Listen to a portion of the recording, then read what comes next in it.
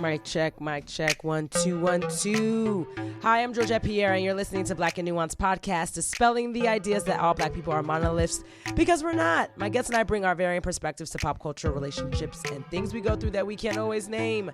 Welcome to Black and Nuanced, powered by Excitement Radio. I was supposed to have a guest on, but I'm going to do a solo tip, and I'm going to keep it short and sweet, but I feel like I wanted to do this just because as I'm getting younger, it's like, let me stop. As I'm getting older, I've just been in a more reflective period in my life, turning mid-30, and I've definitely done a lot of different things, experienced different things, but, you know, a lot of things have also allowed me to step back and think about, okay, Georgette, you got to get clear about what it is that you want to do. And so I have to thank my tribes, and I definitely have multiple tribes. And so I moved down to Florida a year ago. I've definitely hit my year already. Moved down here July 28th. Hit my year workversary July 30th.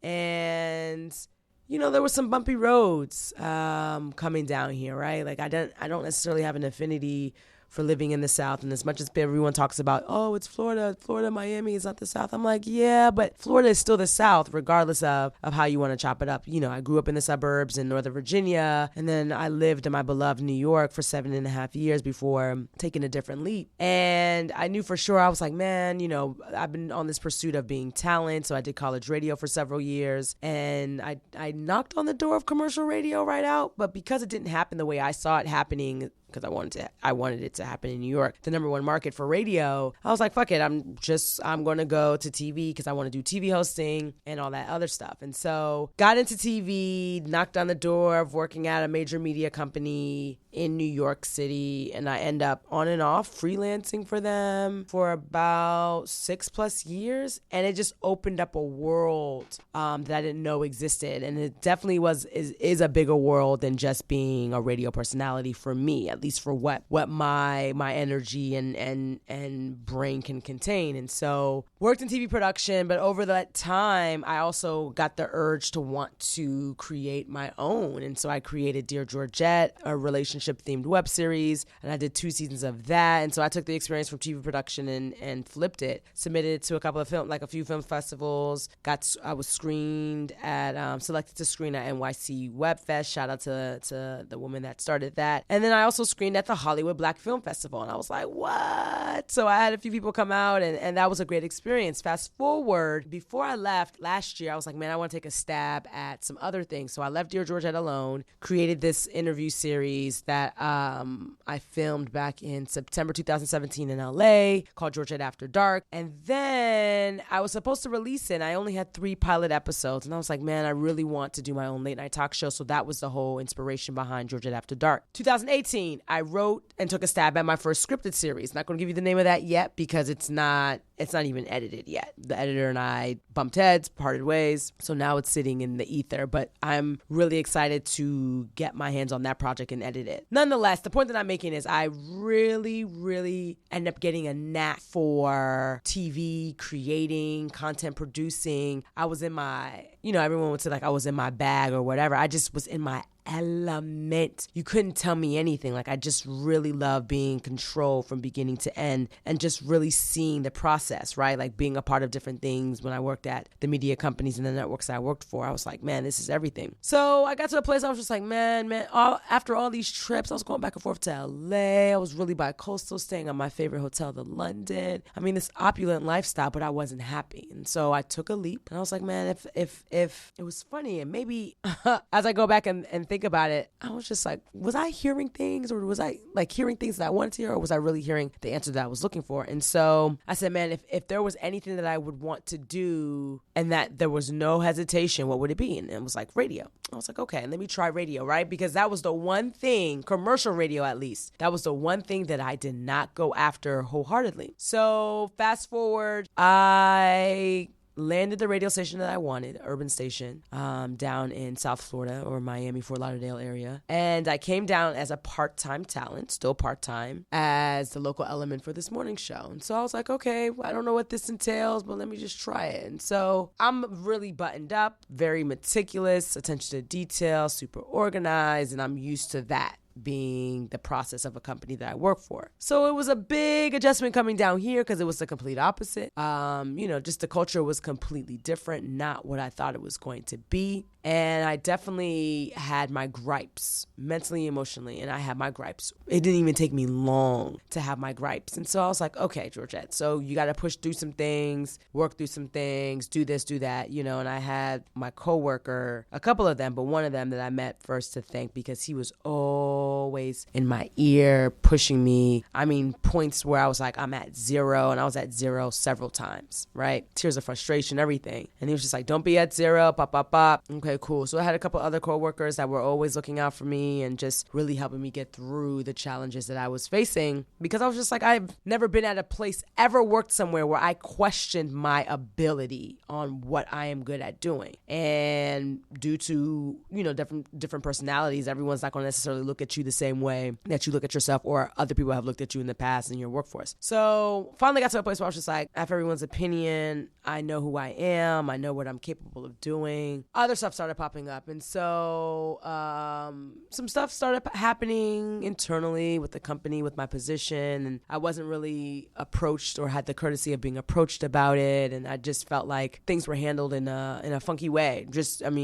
I could be a little bit more blunt than that, but it was just very unprofessional to keep it PC, for shits and giggles. It just wasn't, I couldn't really rock with the way it was handled. So I was like, okay, it's definitely time to soar, right? I won't ever forget this celebrity. He came into the studio. And he was like, this is not going to hold you for long. He was like, I could already tell. He was like, eagles must fly. He said, but while you're here, take advantage of what you need to take advantage of. And it was so poignant to me that he said that. And it stuck with me to this day.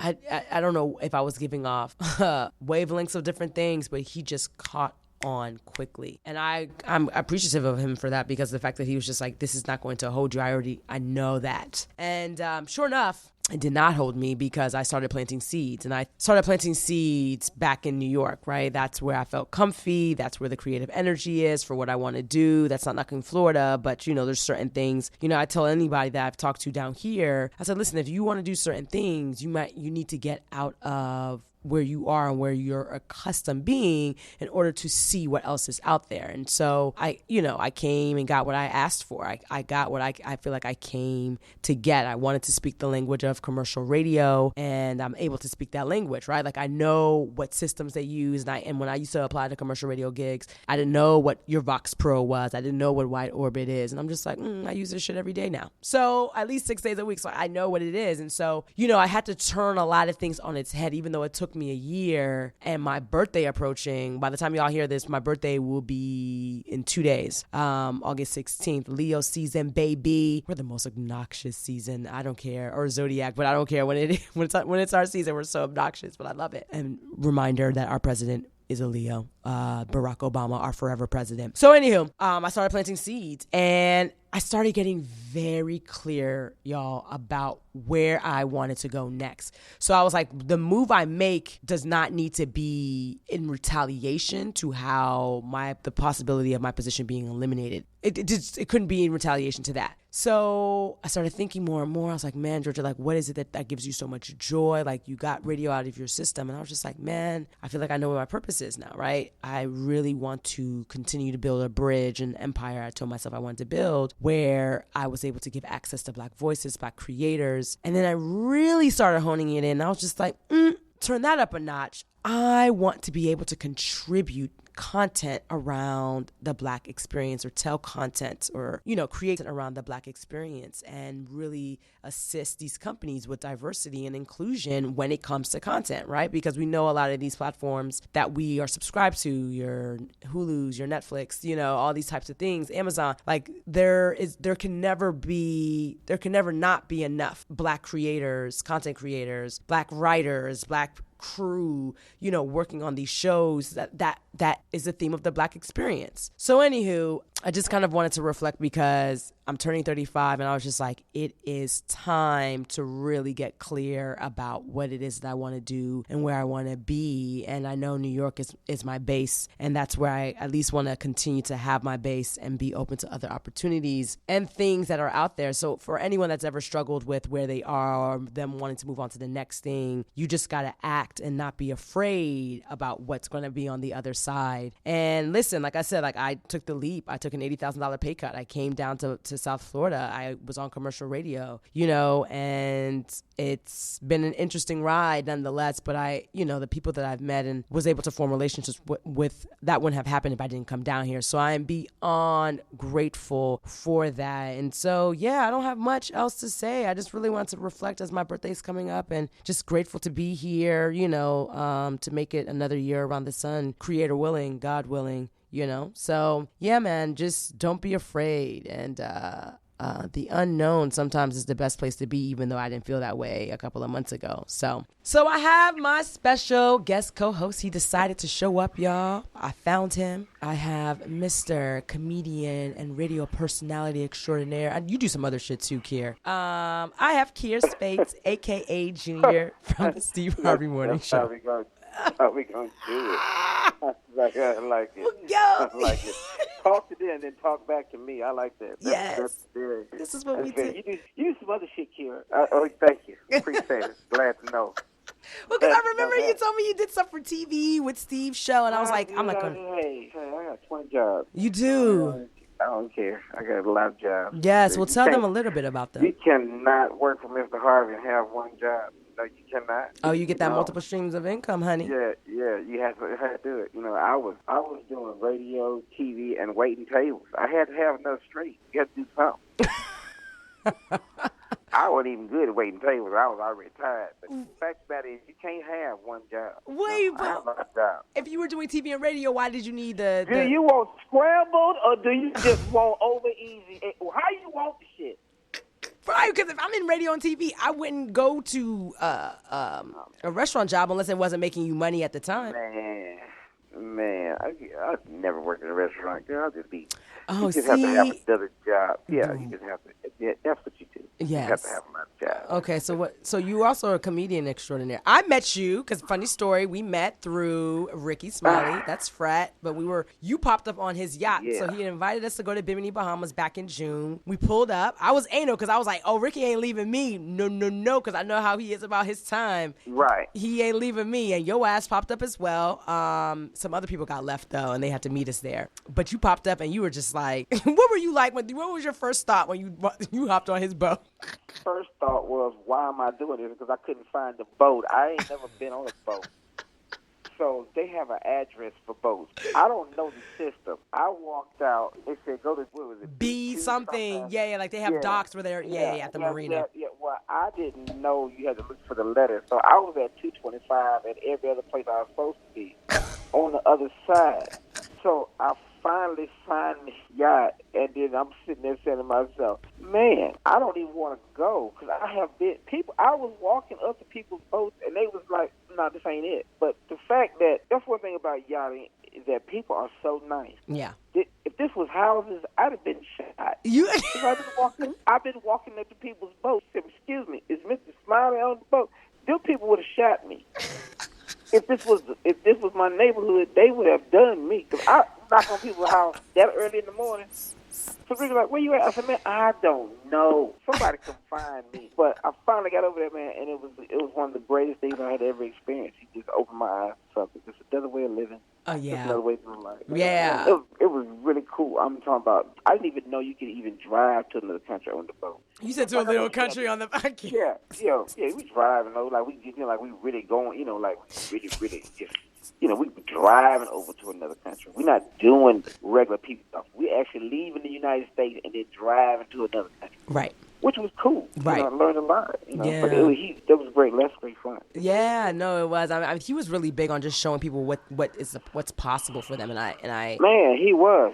He's really big on that. Yeah, I mean, if you're in his circle and he fucks with you, he's definitely big on that. And so grateful. Oh, man. So grateful for him. And so we met and we chopped it up, and we've actually been in touch since then. And Right.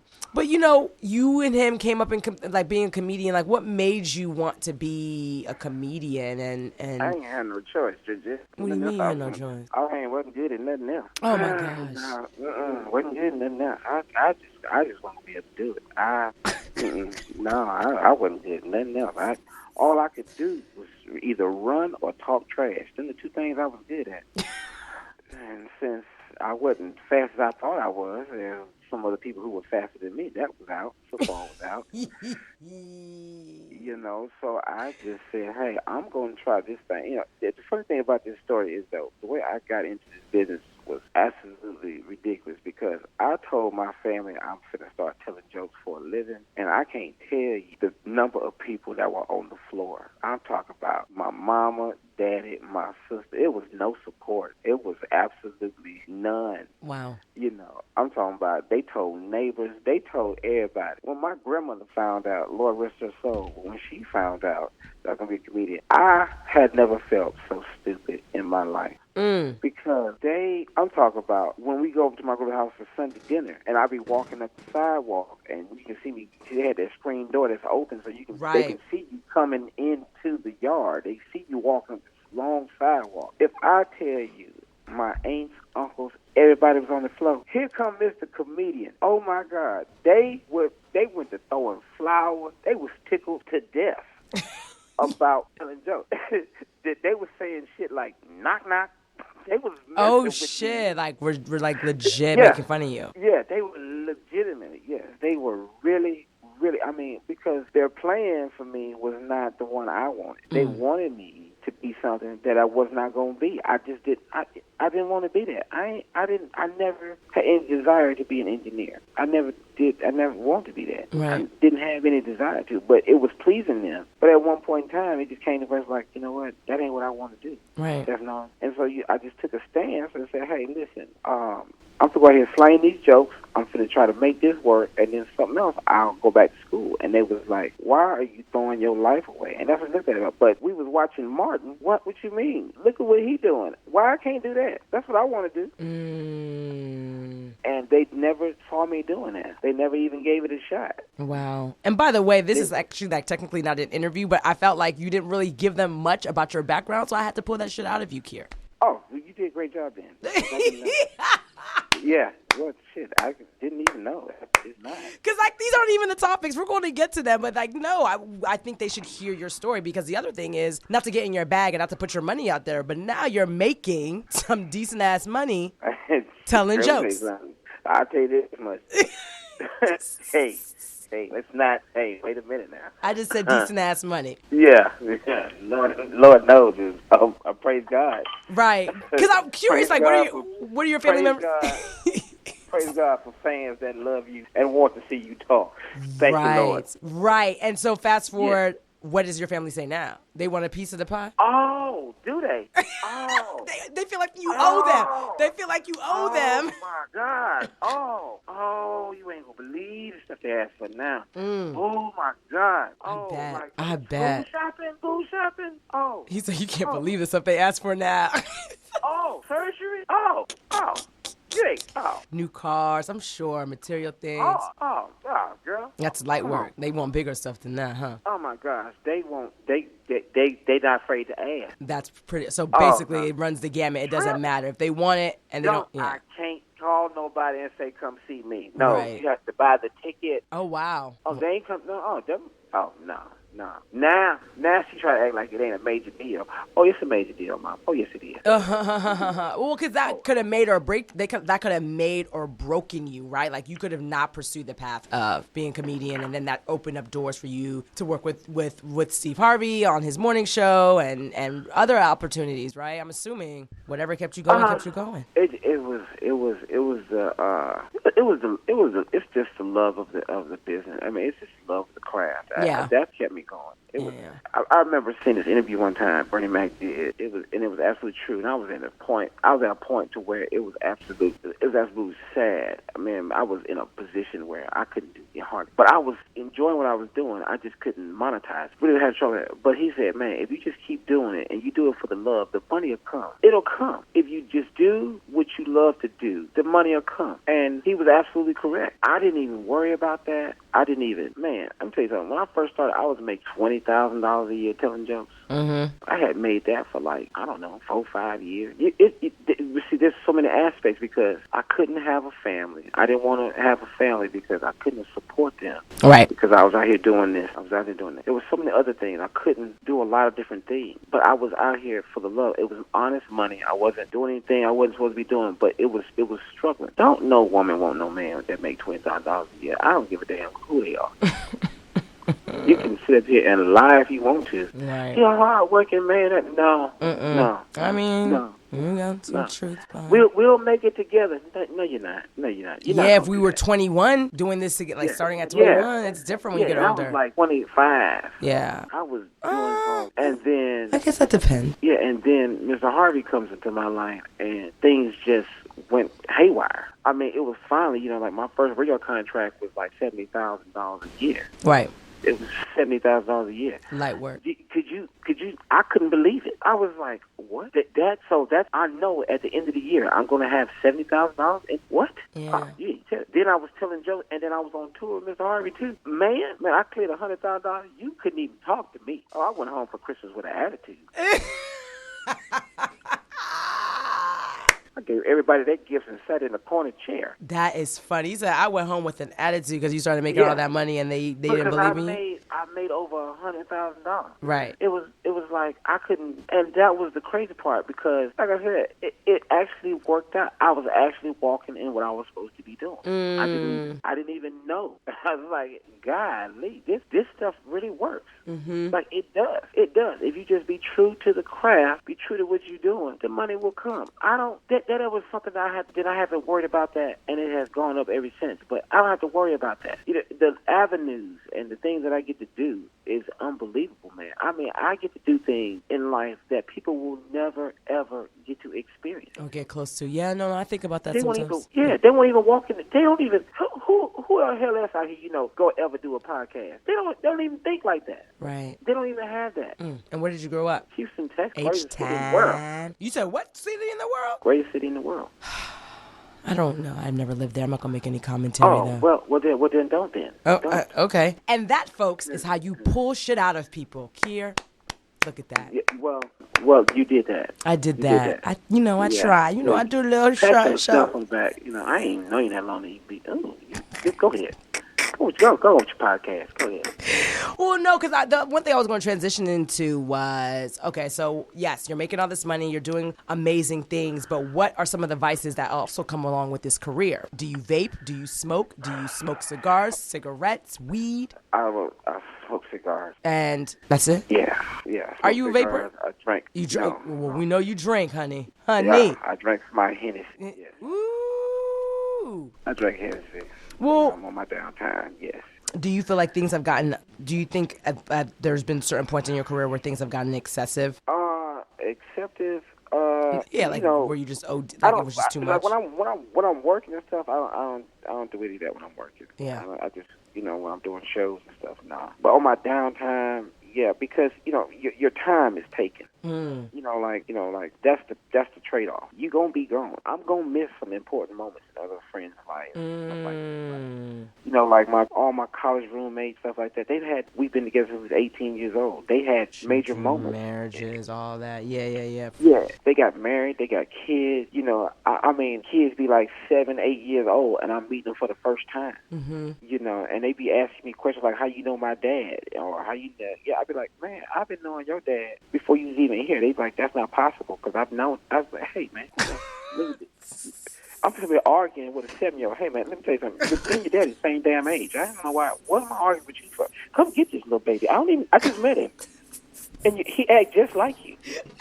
come get this little baby because I ain't gonna argue with you. I'm a grown ass man. I ain't gonna be arguing with no 7-year-old. And you walked right into it though. You don't know my daddy. You don't know my daddy because I ain't never seen you. Hold on, dog.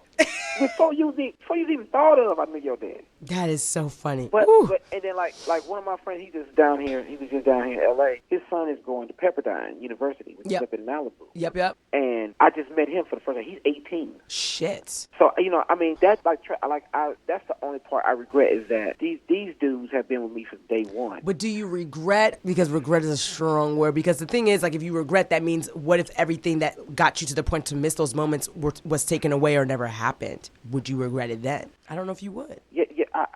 No, I don't regret it. Yeah. No, I don't regret it. Mm-hmm. I just think it was at that time too, because I said at the same time the parallel part was that I was struggling and they were struggling. We was all struggling. We didn't know what we was going to be in life. Mm-hmm. Even when I told them I was going to do this, they ran down a list of stuff. I mean, my dudes is they shoot straight from the hip, man. They don't play no games. They just say the stuff that's on their mind. Mm-hmm. Like I told one boy, I said, man, I'm gonna be a comedian. He's like, man, what the fuck you doing that for? Mm-hmm. Like they didn't even see it. Nobody thought. Then they called each other. We actually had a meeting about what the hell going on in my life. But here we all, you ain't doing more than me. Like I didn't understand. Like just support me, man. That's it. That's all I'm asking. Yeah. But sometimes people, it's funny because depending on how you grew up and where you grew up, you may not be able to see outside of whatever you were limited to seeing, right? Because generational trauma is real. It's passed down. And if you had parents that didn't believe in you, like they probably had parents that didn't believe in them and they didn't make the decisions to go after what they wanted, right? They didn't do the things, right. We none of us did things that we thought we should have done. But we always had each other, though. We always had, we made it work so many different ways. So many different ways. I mean, them dudes, they call me, they need anything. They know they're going to call me. And the thing about it is, they scared to call and ask me for stuff. Because they've done so many different things for me. Mm-hmm. That it's easier. Like I was doing a show one time. Like this is when I knew I wasn't even on the radio then, but I was doing this show down in Baton Rouge, and my other friend, my college roommate, he was getting married in Henderson, Louisiana, which is about 45 minutes from Baton Rouge. I'm gonna miss his wedding because I had to do a show. I'm not gonna say who the person I was working with is, but I was doing a show, and their manager was giving me like the so much hell, just running down my neck on everything. Don't say this. Go up there, do that. Don't say nothing else after that. Bring this person up, say this, do that. And at the end of the night, he told me to go up there. Don't say nothing else but good night. Just say that. Don't say nothing else after that. And I'm missing my best friend's wedding. I was supposed to be in it. Man, I got a cab, went back to the hotel, got in my truck, showed up in Henderson, Louisiana at 2 a.m. Walked right into his parents' house, and they was like, oh my God, I can't believe it. I said, man, I can't believe I was about to throw this day away for something that wasn't even worth it. Right. But you never know when you walk into those moments, right? Like, it's kind of like, yeah, I get it. Because you still have to take care of yourself, even though you don't have a family as far as, like, children and a wife, you still got to take care of your livelihood. You got to take care of yourself. And I was like, okay, well, then I'm still going to go and be at my man's wedding. I'm not going to miss this. So you were close enough to drive. And we almost didn't make the wedding because we got there and we went out and we didn't get back in till 7, and the wedding was at 10, and we were so messed up. We didn't get to the church till 9:45. Oh, because y'all were out like drinking and stuff. Yeah. Oh my God. Oh yeah, because so when you talking about 2:00 in the morning, I'm thinking 2:00 in the morning after the wedding. No, so you would get before the wedding, after the show. So you were close enough to drive. Okay. I drove that 45 minutes right down there and walked in the house. Oh, it was only 45. Got it. I'm thinking you were talking about like it was like hours, like you were in a different state. Got it. Okay. No. Oh, no. yeah. In Baton Rouge, Louisiana, about 45 minutes away. Yeah. Drove right in there. Yeah, that's what's up. Drove right down there, and we went out right at 2. Yeah. Well, now I want to go off script a little bit. By the way, little disclaimer, this is a preview of our interview for Georgette After Dark, because you are going to be on that as well. My interview series, because I'm going to pull a whole bunch of shit out of you. Woo! I can't wait. Can't wait. Many have tried, but it didn't even take me long, and you were already spilling the beans, Kier, about your life. All right. Okay. Well, I just said that part. Okay. Thank you. Yes. You're not gonna run me. Yeah, I'm not gonna run. You're not gonna run me. You're not gonna run me. I'm sorry. No, listen. Okay, so can I at least want to put this health disclaimer out there, because the reason why I asked you if you smoke was for those that vape. I'm sure you know and have friends that vape. They're saying that there's some severe lung disease related to vaping. So if you have friends that vape, Kier, they should definitely read this article, and I'm gonna put it up in my show notes. But they're just saying that they're currently investigating cases related to vaping products, and people should stop using them, because if they start, especially if they start experiencing unexplained breathing problems or anything of that nature. So I don't vape, I don't smoke, I've never gotten into smoking when I was younger, so I'm grateful for that.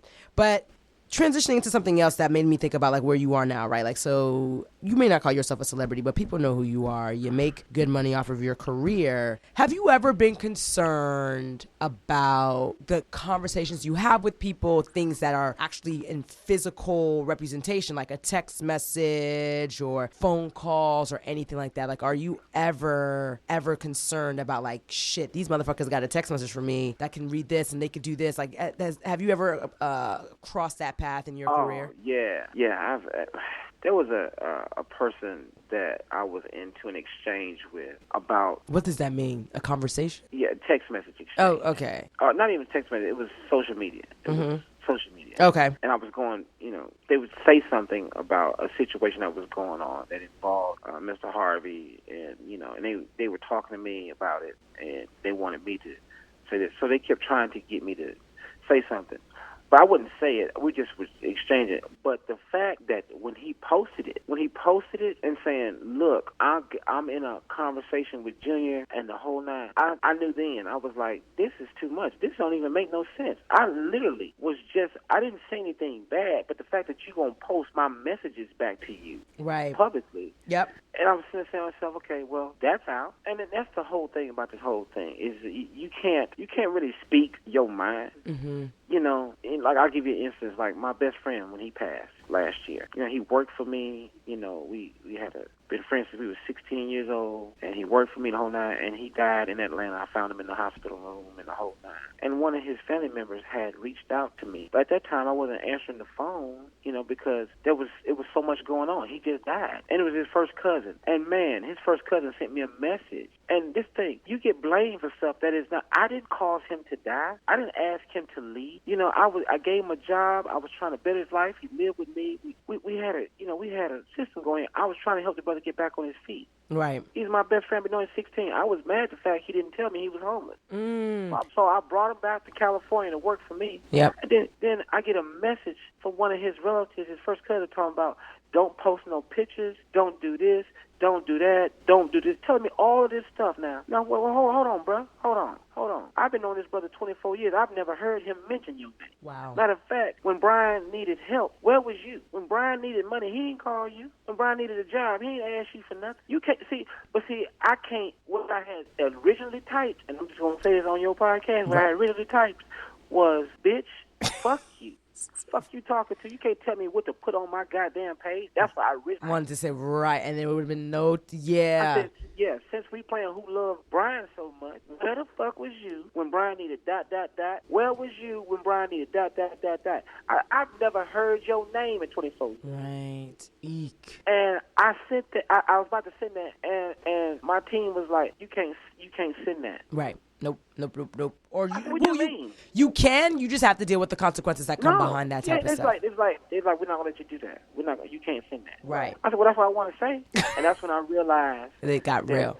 Being a celebrity sucks. Sometimes you just can't say what you really want to say. Mm-hmm. And then you don't know who's saying what around you, you just have to let people say what they're gonna say, and then you just have to walk off. Mm-hmm. I don't think that's fair. I don't think he could talk to me like that. You can't. Well, you don't even know me. First of all, we've never had a conversation. You don't even know me, but you're gonna say this to me like I'm scared of you. Right. Oh, I don't even know you. I have nothing to fear from you. I did what was best. Brother been up here 2 years. You didn't even know he was down here. Well, it's funny because, in the sense of strange, the reason why I asked that was because, by the time they hear this podcast, it would have already passed. I don't know what would have happened then, but so, Cardi B, it's countersued her past manager, and she's fearing that videotapes and private text messages with her husband could get released, and she does not want to. So she's trying to fight that stuff being released because she says it's going to turn into a media frenzy. And so it made me think about like, man, I wonder what levels that you had to deal with different things, because I feel like I think maybe on the boat, like you and Ricky probably had talked about like you feel uncomfy when y'all are around certain places, or in a when you step into a certain setting. You feel judged. You don't know what people are looking at. I think he was even. Don't know. Yeah. You really don't know. I mean, like that whole incident. The fact that when I was sitting here after he died, and I was sitting there looking at TMZ, and I see myself on TMZ, a picture of me and him, and they tried to make it look like he died of a suicide. Oh wait, you were legit on TMZ? The picture? Yeah. Really? Yeah. Ooh. Yeah.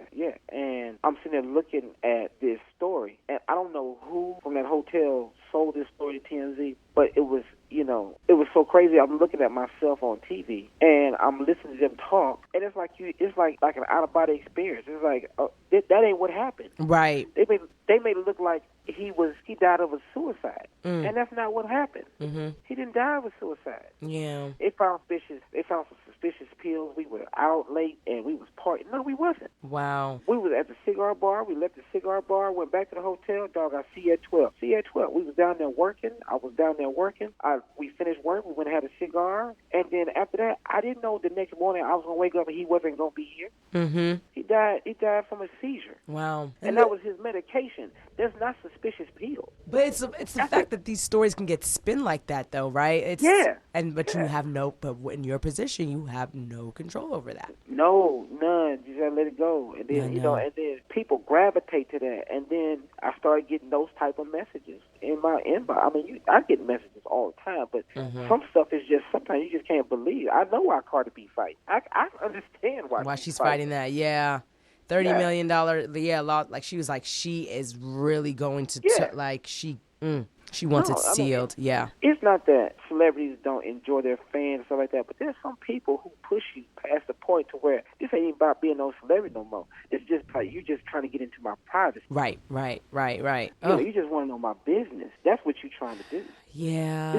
This ain't got nothing to do with it. Yeah. And she's absolutely right. I mean, I understand why she's fighting. Right. It's I guess the part of me that was kind of confused by the story was like, what is it that she like? I know she wants it sealed, but why would they have to even tap into it for this lawsuit? Because again, the lawyer, her ex-manager sued her, and then she countersued because she felt like he made her sign contracts when she was very naive and she didn't know what she was signing at the time. And then now all this stuff about the deposition, like the videotape deposition and the text messages, it could be a media frenzy. So I don't know, and maybe that's why I was kind of confused. I was just like, well, what is it that she's trying to block? Like, is it specific exchanges? Here's the crazy thing. Yeah. Who's trying to put it out there? Right. And why?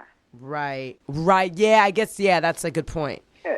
Like, why what is the purpose? Yeah. I think that's something that, you have to look at it from her perspective. It's the reason why she's fighting hard, because it's her private business. It may be nothing, but that nothing belongs to Cardi B. It doesn't belong to everybody. Yeah, so this is what they're saying about she wants the video because she feels like the video she wants us to seal the video. She feels like video. Well, a video of her deposition. She feels like that it will people can reproduce it and edit it / manipulate it. You know how people manipulate things, and she says it would just do harm. Because it'll be taken out of context. So I don't know. Yeah, so it depends on what she could have said some shit in there. So now I think people are curious, and people are going to now try to, like, it just whet their curiosity to want to know what the fuck was said in that deposition, the videotape deposition. So, yeah, that's interesting. I don't see. I know, but I understand why she's fighting that, though. Yeah. There's some part of your life you got to take back. There's some parts. Oh, I feel that. Well, and go ahead. I'm saying, like, Cardi B, as big as she is, there are some parts that she just wants to keep to herself. Right, and how do you even set up those barriers? I keep thinking about that now because, like, for me, I don't want any part of, like, I want to live a prosperous life doing what I want to do. I don't feel like I have to be famous to do that. But I'm already very mindful of the conversations I have, people that I date, people that I share things with.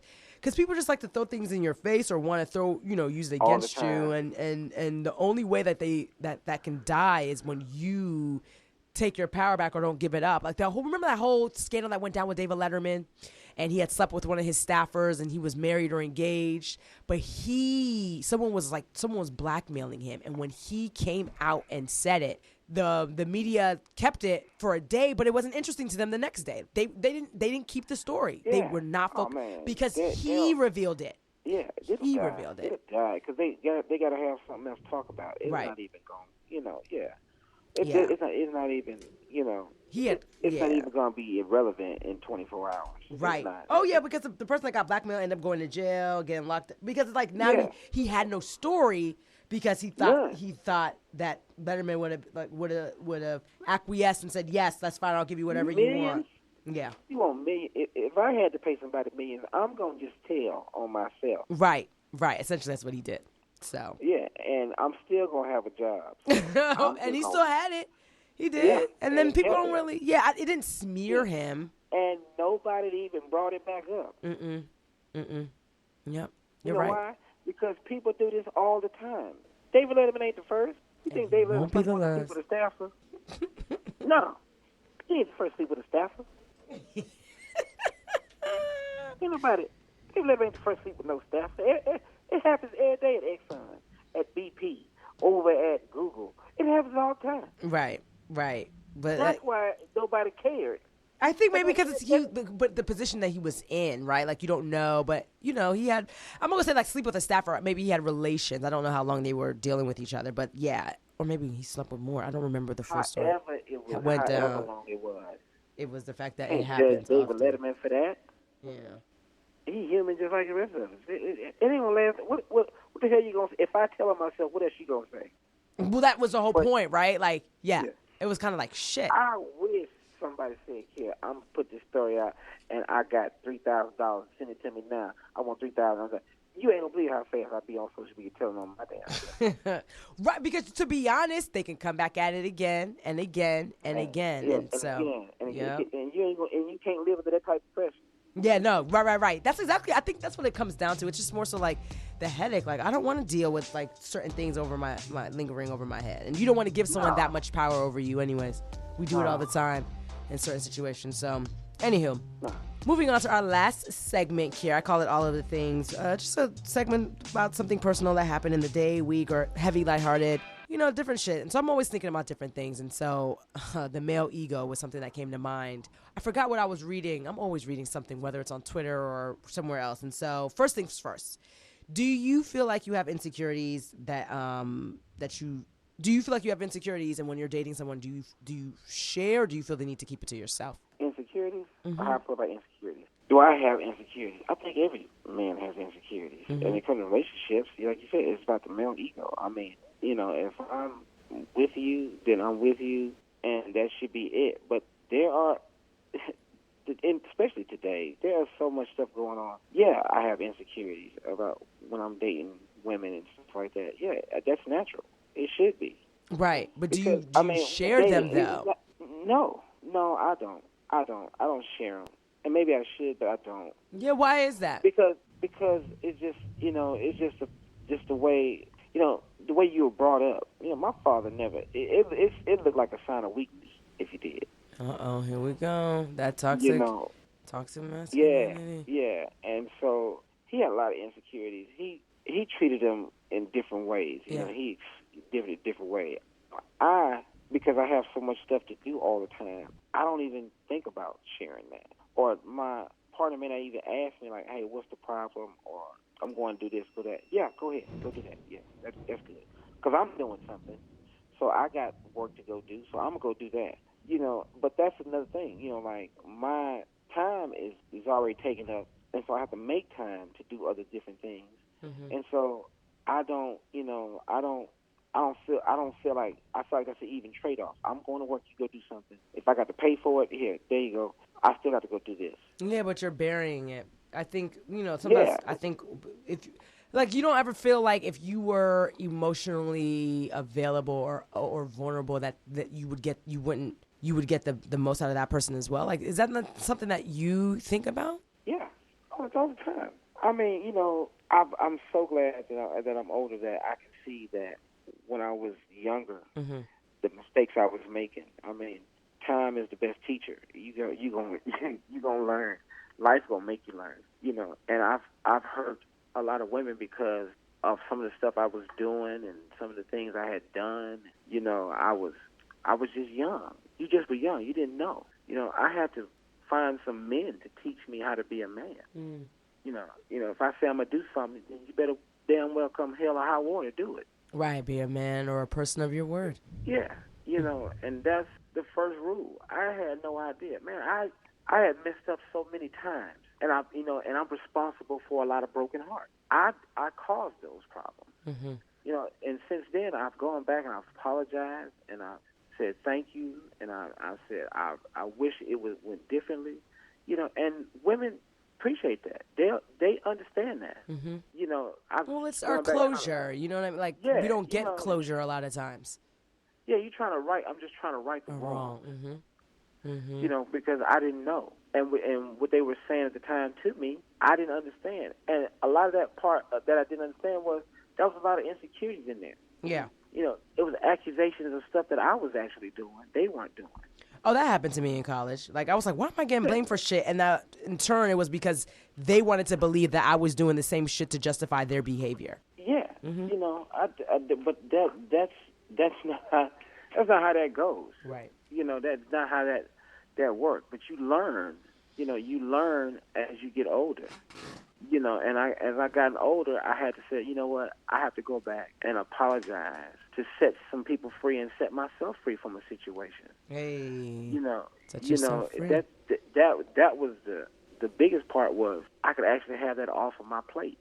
Right. You know, that was one thing that I knew that I say, okay, if I go back and I say this and be sincere about it, right, and you can deal with the repercussions. So sincere. And ta-da. You free and they free. Ta-da! I can't stand you. Ta-da! Do you feel like you have a fragile ego? I don't know. I don't really think about ego. I don't know. You don't come off like you're egotistical at all. I don't even. Man, let me tell you something. I am doing what I'm supposed to be doing. Right. Making our money. Thank you. Got him. Yeah, Megan, whatever. Okay, shut up. Okay, yeah, whatever. I'm just doing what I'm supposed to be doing. You know, I can't be worried about what the next person is over there doing. I have to focus on building my life. Right. You know, I got to start working on. See, now I'm at the age where I got to start working on my exit strategy. What time I want to get out of here. You know. Right. I ain't got time for no ego. Right. Man, right. I could care less. I got an ego when I'm doing my thing.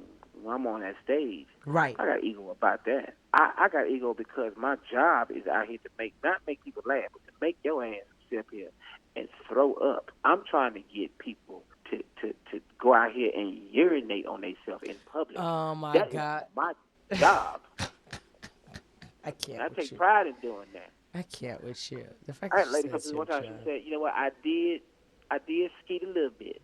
I had like one little wet stain. See, that's what I be working. I'm egotistical when it comes to that. But as far as interacting with people, man, ain't no ego. No, I wouldn't care. I don't care if you come to me.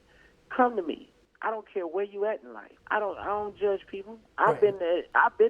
Man, I've been there. And the great thing about what I do is, man, God sends people to me for certain reasons. There's certain places I go. I might go there for just one individual. You know, I'll take a fan out to dinner. They come to me and say, hey, Junior, I'm sitting here. I've been struck X, Y, and Z and all that. And that might be the only sole reason why I was there. It ain't the show. Right. Excuse me.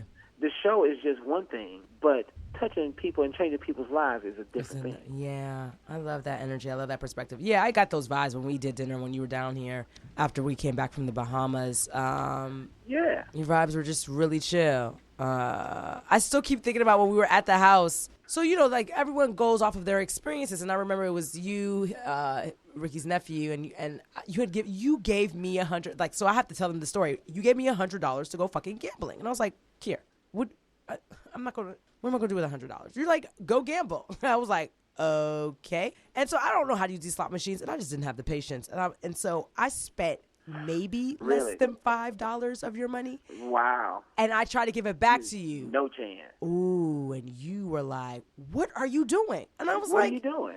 because I grew up when my parents gave me money, I always brought the change back. As an adult, I still do that to this day. And so in my mind, what's wrong? I thought you were sick. okay, no, but that's my integrity, right? Like I was trying to give you. I ain't never known a woman come back with $95.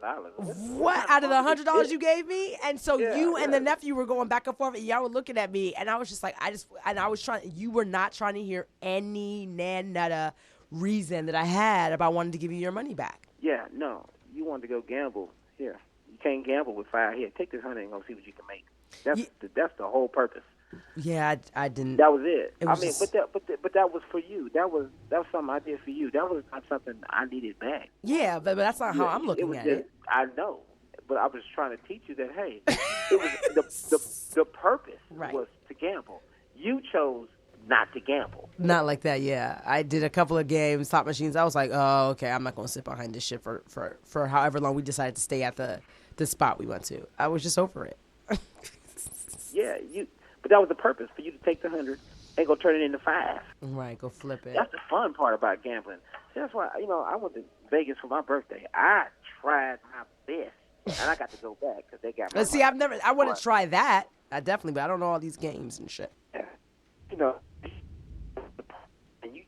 And I prepared. Oh, wait, you were breaking up. The purpose was, Wait, say that again. You were breaking up. how about now? You're good. Yeah, so the purpose was for you to go gamble, and you came back. I was like, what are you doing? You can't give me something that I gave you. That was a gift. That's it. It's just a gift. I think a lot of us don't even know how to receive. Mm-hmm. I can raise my hand on that. That was the thing I saw. I said, what are you doing?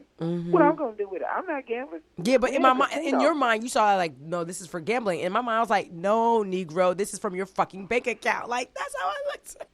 Yeah. But I got to try Vegas. We on vacation. Yeah. We on vacation. I know. I got to try the big dogs. I haven't done Vegas yet. Oh, my gosh. You ain't never been to Vegas? Mm-mm. Oh, girl. You don't even know what you mean. Oh, my gosh. Yeah, I got to try it at least once. Oh, I love Vegas. Yeah. I can't. It's one of my favorite places to go. I bet. Well, you're right there because you're in the La, aka LA. So you're right there. So so that makes sense. I got some things are opening up for me schedule wise. So I may have to figure it out and come to Vegas. Have to go to Vegas. Yeah. You're gonna have to. Yeah, you're gonna have to meet me down there because I'm like I don't know Vegas. Yeah. Kier. Telling you. Thanks. Telling you. Once you do Vegas, right. you're gonna be trying your best to get back down. Yeah, I don't know. Vegas is so much more than gambling. Oh, I heard outside of the strip, Vegas is boring.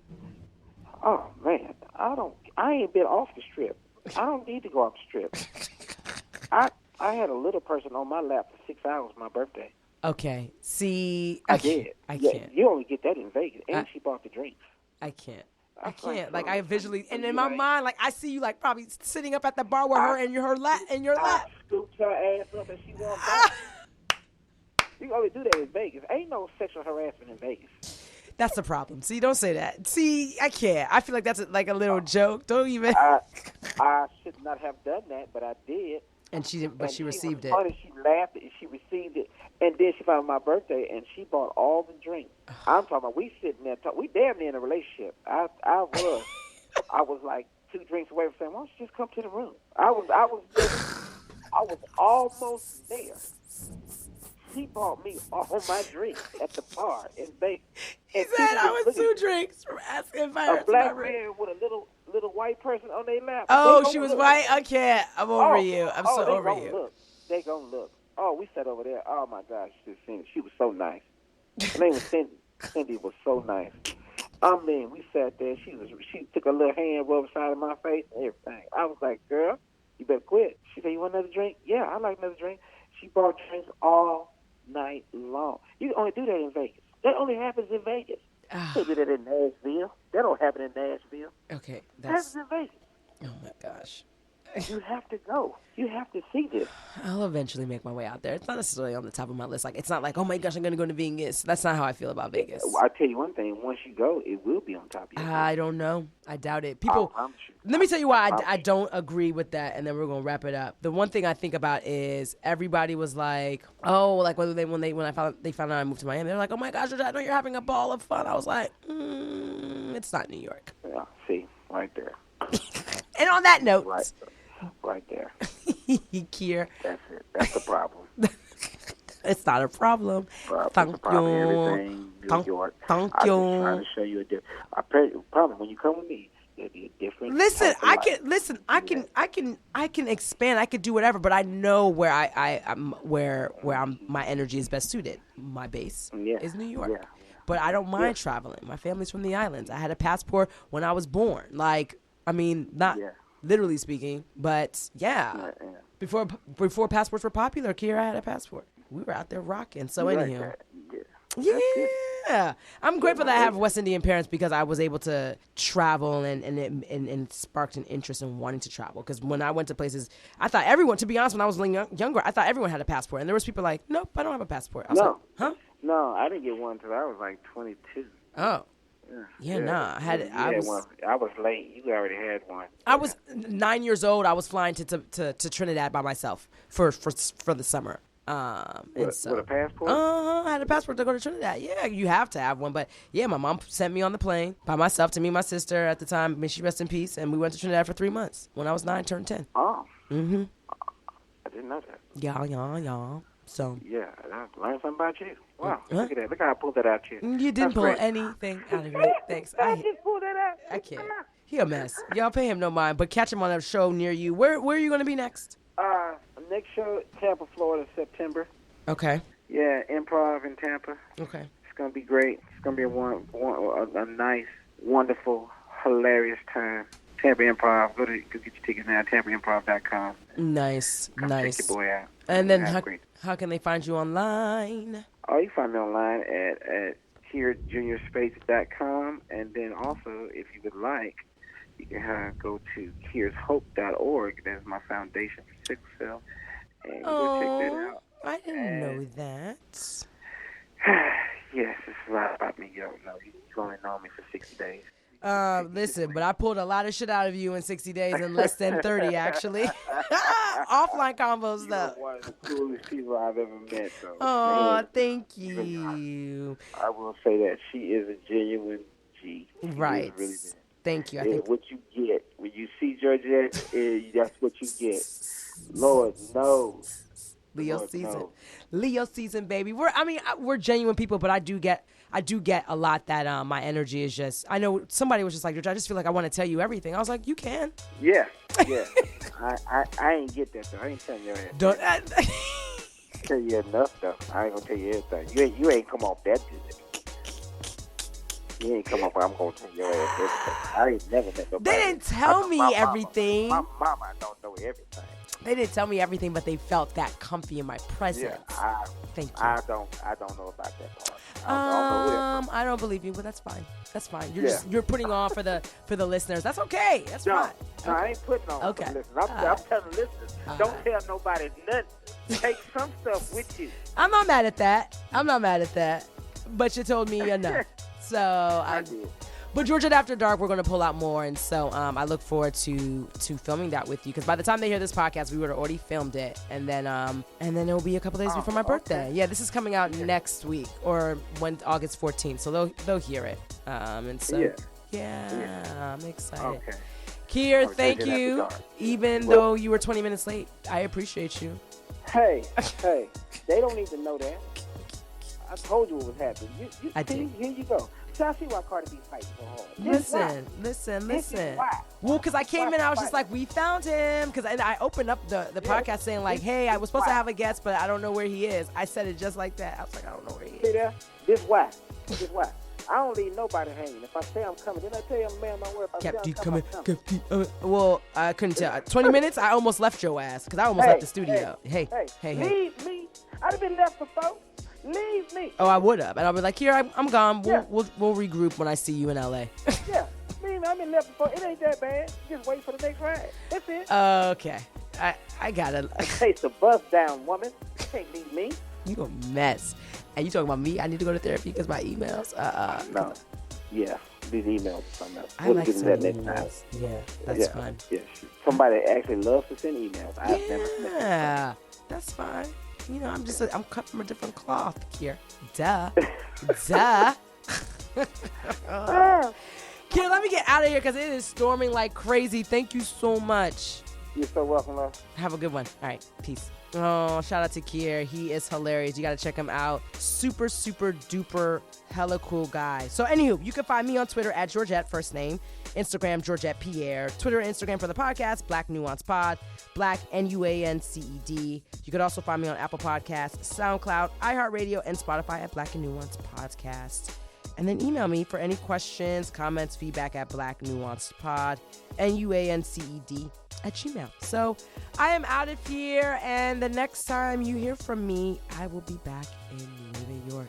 It has been real, South Florida, and back to the gritty I go. Peace.